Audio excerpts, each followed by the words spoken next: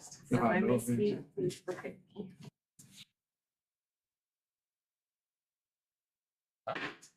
Good evening. The time is now 5:15.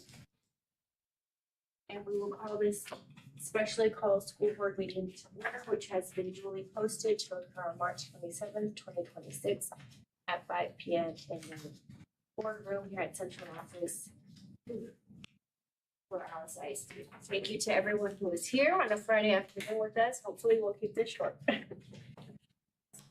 Item number 1 on the agenda, call this meeting to order. Item number 2, establish a quorum and the roll call. Again, this announcement of this meeting has been duly posted in accordance with the Texas Open Meetings Act, Section 551.043 of the Texas Government Code.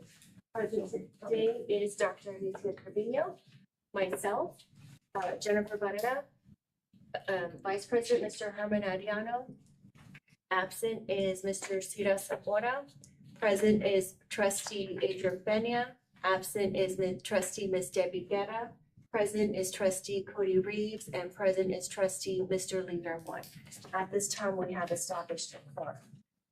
On to item number 3, the Pledge of Allegiance to the United States flag and the United States.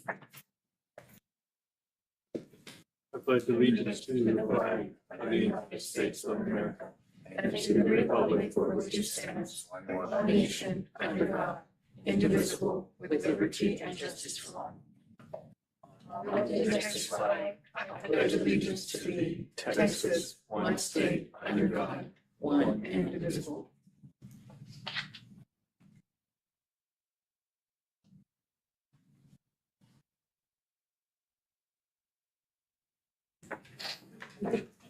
On to item number 3, the public comment. At this time, Ms. Ophelia Hunter is walking over the sign-in sheet, and we have no one who has signed up to speak at today's meeting.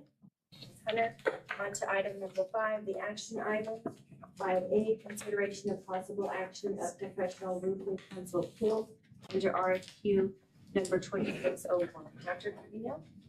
Yes, good evening, members of the board.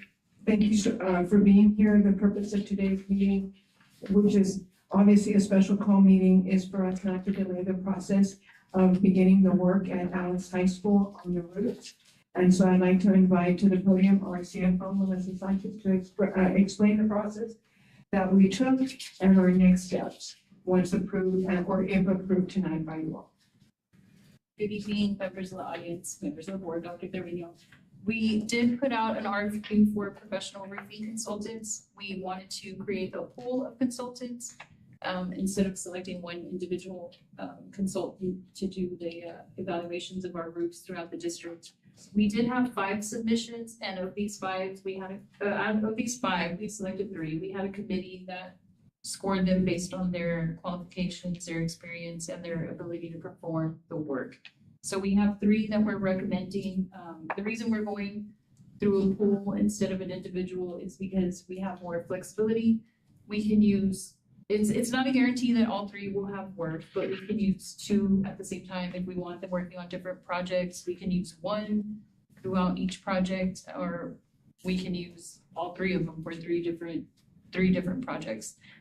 This way they'll be approved for the next 3 years. We won't have to go through this process. If we don't finish it within the year, we don't have to come back and do this whole process of finding someone again. And so the ones that you see listed, which are being professionals, Armco and Amtech are the ones that we are recommending. And so we want to start with the high school and have one of them go and do evaluation from the high school and see. They can give us an estimate on how much that would cost, and then based on the funds that are remaining, we'll evaluate which other school we can do after that. And when we do meet with them, and then we can have them also give us a timeline of how long it would take for them to complete that one project. And then if we want to start on another one, then we wouldn't have to be going through the process of posting in the newspaper for a few weeks and then rolling it out, taking a longer period of time. And that's why the recommendation is to have 3 in the pool, so we can expedite the matter. We're looking at hopefully getting started maybe as early as May, and then work throughout the summer and not have to interrupt instruction so much at Alice High School for the 26-27 school year.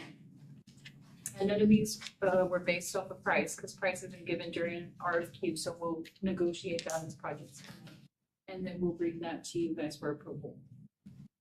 It would be starting at the high school, I assume. Yes, the And high the school will scope. be first.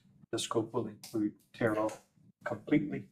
Well, we're gonna see, they'll come and do an evaluation and they'll let us know what has to be done on the roof. It might be the whole thing, it might just be the older sections.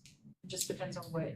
Because my understanding is that there's part of it that was recently done that you all had Yeah, we approved, so we're hoping that that is still, you know, good and the warranty is still there, that we would just work on the ones that were damaged that have not been repaired. So it's the high school and then what, WAMs or what?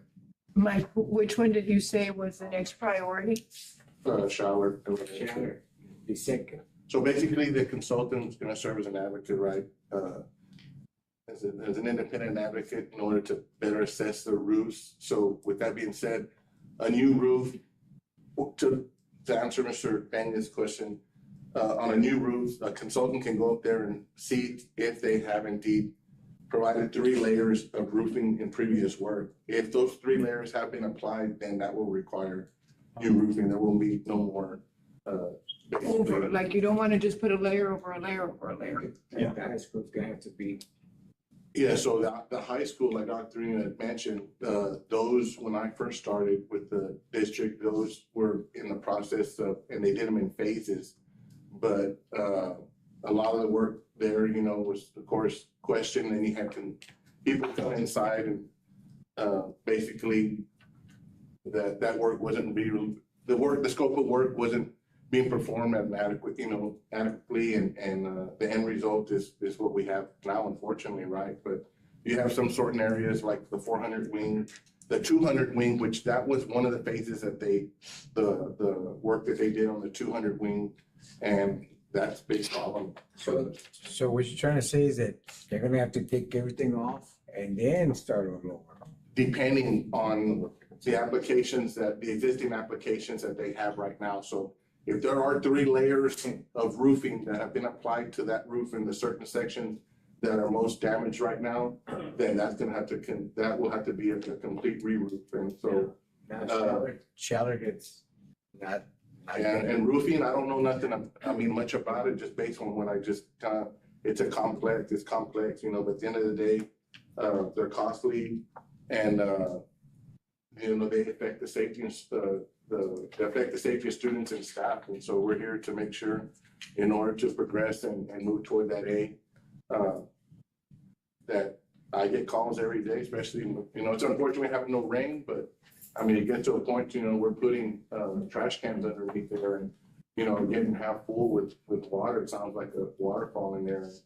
You know, at one point in time, we were like, man, this is never gonna come, but we're here now and just asking for your help in order to progress and move forward with this. And like Dr. Reno and the staff and the people here, you know, our main goal is to a district, and that'll play a big vital part in that, you know, for the kids. Yes. I have a question, and this is for someone, because this is especially called reading. It's kind of taken out of the traditional agenda. And I just want the community to know, and for transparency, that this has been an ongoing issue in getting the funds to repair the roofs of schools that have identified as needing repairs, and the reason why it's urgent to us to provide safe facilities for our students and to expedite that in narrowing down the timeline. So for each and every repair, we don't have to go back and have an RFP. So if Dr. Trevino, if you could just explain a little bit of background for somebody who might just be joining us today, I'd appreciate that. For sure. And so the roofs in all our facilities have been recently evaluated by inspectors. And because maybe close to 10 years ago, there was a major storm that caused those damages. So in the meantime, initially, the insurance company provided AISD with $2 million to repair roofs. The district went into litigation, and it's taken that long to finally come to an agreement. And the district has received funds for us to fix the roofs. We're at a point that with the money received, we're not sure we're gonna be able to cover all the damages because of depreciation. So the courts have allowed so much money to come in, and we're gonna be using that money as much as we can to fix the roofs that need repair. Our own people have evaluated where the needs are, the priorities. And so that's why Alice High School is at the top, followed by Shallard. And so the process that we're gonna take is exactly that. If we have a pool, then we'll be able to expedite the work. So we won't have to go back for a request for qualifications over and over again. So that this will be good for 3 years. We are trying to look at the work. We have talked to legal. Can we do the work in a year? Because, you know, that's what they're wanting for us to request even more funds. We definitely know that in a year, we're not gonna be able to cover if we know it's gonna take a minimum of 6 months just for Alice High School. So we are actively evaluating all the buildings, the facilities and their needs. We want to rest assured to the community, to the taxpayers that you all represent, that we want to get the work started so more damage does not continue to build up. And that's why it was important to have this special call meeting. We could have waited 3 weeks, but we've already waited 10 years. And the more we wait, the prices are going up and up. So that's why we didn't want to wait 3 weeks. We wanted to have you make a decision for us in order for us to move forward as quickly as possible. We want to give you the certainty that as the business office, operations and maintenance and myself, we will be looking at these funds closely to use them wisely. I was gonna say is, should we approve Amtex since they're so low on the score, or the ranking of the? We thought having 3 would be more, I guess, competitive, or there'll be more, the pricing, as far as pricing goes, if there's 3, you know, we bring them down. If there's 2, it's kind of hard to. Actually. And our more request low- for- And our request for No, but the 3 qualifications, that they're recommending. Oh, I see what you're saying. Yeah.